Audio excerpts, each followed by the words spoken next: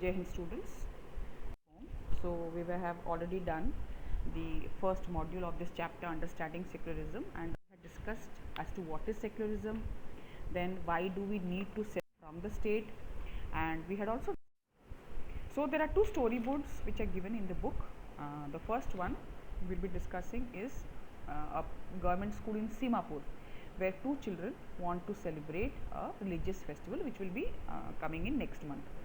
So they ask their sir, and the sir has to reply that because it is a government school and it does not give importance to any particular religion, so it is not celebrated, and on those days public holidays are given so that people celebrate at home.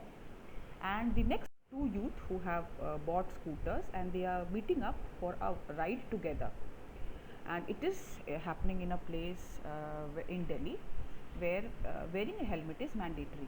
So the person who is wearing a helmet is asking Paramjeet, who is a Sikh youth, as to why he is not wearing a helmet, and isn't he afraid that he has to pay a fine, on which Paramjeet requires that for the Sikh, wearing a pagdi is very important part of the religion, and so the government cannot force him or force them to wear a helmet.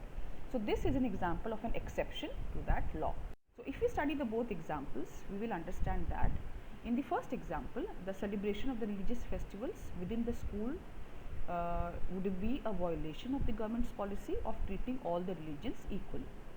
The government schools cannot promote any one religion either in their morning prayers or in their religious celebrations. So, but this can happen that private schools can do this. And in the next storyboard, we understand that Paramjeet, the Sikh youth, does not have to wear a helmet because the Indian state cannot force that person to wear, because it recognizes that wearing a pagdi or a turban is central to a Sikh religious practice. Next, the Indian Constitution, we all know that it bans untouchability, and this is a good example where members of the same religion, or you can say the upper caste Hindus, try to dominate other members who are of the same lower caste or within it. In order to prevent this religion based exclusion and discrimination of the lower caste, the Indian Constitution thus bans untouchability. So here the state is intervening in the religion in order to end a social practice that it believes discriminates and excludes, and that violates the fundamental rights of the lower caste, who are also the citizens of our country.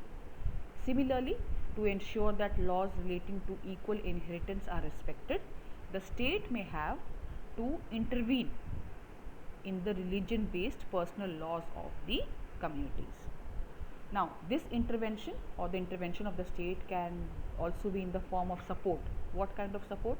The Indian Constitution grants the right to religious communities to set up their own schools and colleges, and it also gives them financial aid on a non-preferential basis. So this is for the second module. We will be discussing about the doubts in the live class. Till then, Jai Hind.